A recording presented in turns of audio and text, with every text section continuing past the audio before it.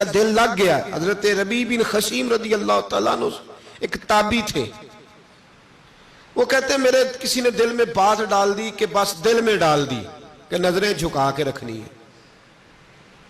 بس کسی نے دل میں بات کہ نظریں جھکا کے رکھنی ہے. 20 سال وہ آتے رہے حضرت عبداللہ ابن مسعود کے گھر, تو نظریں اس طرح جھکا کے رکھتے تھے. جب دروازے پہ دستک دیتے تھے نا تو حضرت عبداللہ ابن مسعود کی کنیز دیکھنے جاتی تو کہتی تھی حضور وہ آپ کا نابینا دوست نہیں, وہ نابینا وہ آیا دروازے پہ. حضرت بات سن کے ہنس دیتے. 20 سال گزر گئے. کتنے؟ کسی کو کہا جائے نا پیر صاحب مرید کو وظیفہ بتائیں کہ 20 دن کرنا ہے, تو نامے دن پوچھے تو کہندے میں ادھر نہیں کیتا جدن تساں دسیا سی, اس دن تو میں نے کیا تھا. تو پھر ساتھ ہی کہتے ہو ہمیں غوث پاک بھی بنا دو, جلدی جلدی ان کی لسٹ میں بزرگوں کی شامل کر دو. تو بھائی ذرا ٹھہر جا. 20 سال آتے رہے, 20 سال. ایک دن کہا تھا کسی نے نظر جھکا کے رکھنا, تو کہتے کنیز باہر جاتی, کہتی حضور آپ کا وہ نابینا دوست نہیں وہ آیا, تو حضرت ہنس دیتے. 20 سال گزر گئے تو کنیز ایک دن کہنے لگی حضور میری جرت تو نہیں پر مجھے بتائیں تو صحیح کہ میں جب بھی آگے کہتی ہوں نابینا ہے آپ ہنستے ہیں, میں نے 20 سال نہیں پوچھا, آج تو زمانہ بیت گیا, بتائیں تو صحیح. آپ فرمانے لگے وہ نابینا نہیں, اس کا دل لگ گیا ہے, یہ بات بیٹھ گئی ہے کہ نظریں جھکا کے رکھنی ہے. وہ نابینا نہیں, اسے تو نظر آتا ہے. آج جب آئے گا نا تو پردے کے پیچھے کھڑی ہو کے دیکھنا. جب دوبارہ آیا تو بی بی کہتی ہے پردے کے پیچھے میں نے کھڑے ہو کے دیکھا, وہ تو آنکھیں کھول کھول کے دیکھ رہا تھا. اس کا دل لگ گیا تھا کہ جب کوئی عورت نظر آئے تو پھر نظر جھکا لینی ہے, پھر نابینا بن جانا ہے. تو اس کو بن گیا تھا, لگ گیا دل اس طرف, تو بات بن گئی.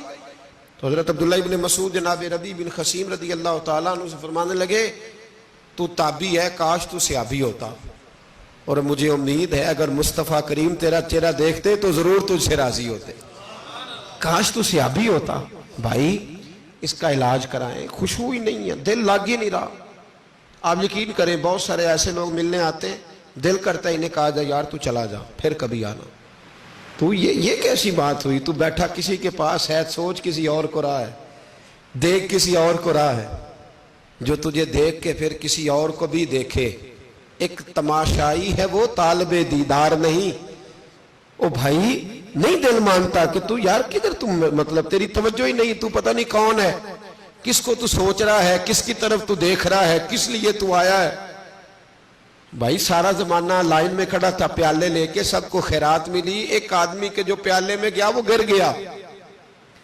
اس نے ساتھ والے سے پوچھا یار میرا تو گر گیا, ملا تو تھا پر گر گیا. اس نے کہا اصل بات یہ تھی کہ تیری توجہ کسی اور طرف تھی, تیرا دھیان کسی, میں 20 سال جاتا رہا ہوں تو تیرا دھیان کدھر تھا, توجہ کدھر تھی؟ تو 50 سال بھی جا پر تیرا دل ہی نہیں لگا ہوا, تیرا خیال ہی حاضر نہیں, تو کہیں اور رہتا رہا ہے, وہاں تو تھا ہی نہیں. زندگی میں وہ عجیب لمحہ تھا, وہ میرے ساتھ تھا پر میں تنہا تھا. میرے عزیز یاد رکھیں جب تک دل نہیں نہ لگتا. اس نے کہا یار میرا تو سارا گر گیا. اس نے کہا گرا اس لیے ہے کہ تیرا دھیان, دل لگ جائے نا تو جو چیز آئی ہوتی ہے وہ گرتی. چنگے دے لڑ لگی سان تے میری چولی چ پھول پے, تے پیڑیا نال میں رل گئی تے میرے اگلے بھی ڈول گئے. او میرے بھائی جب تیرا دھیان بٹتا ہے نا پھر حالات خراب ہوتے ہیں. جب تیرا دل نہیں نہ لگتا, بے چین سا, بے قرار سا, مجبور سا. کچھ لوگ نماز پڑھنے آتے نہیں, لگتا ہے کسی نے گن پوائنٹ پہ بھیجے ہیں. ایسے لگتا ہے اگر 2 منٹ قاری صاحب لیٹ ہوئے تو لگتا ہے یہ گولی مار دیں گے.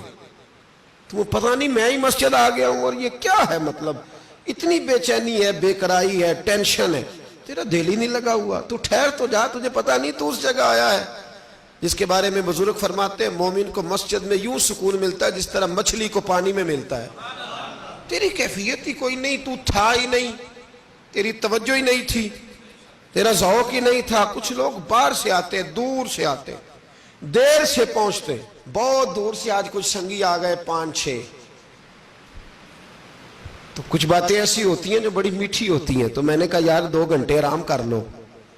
میں نے آج ان سے کہا سویرے کہ 2 گھنٹے آرام کر لو. تو کہنے لگے حضرت جی آرام تو ساری زندگی ہوتا رہے گا, ہمیں بیٹھ لینے دے, آپ کی مہربانی تھوڑی دیر بیٹھ لینے دے. میری طبیعت میں بھی تھوڑا لالچ تھا کہ یہ سوئیں گے تو میں بھی کمر سیدھی کروں گا, پر انہوں نے کہا نہیں, ہم کوئی آرام کرنے آئے ہیں، آرام کر لیں گے.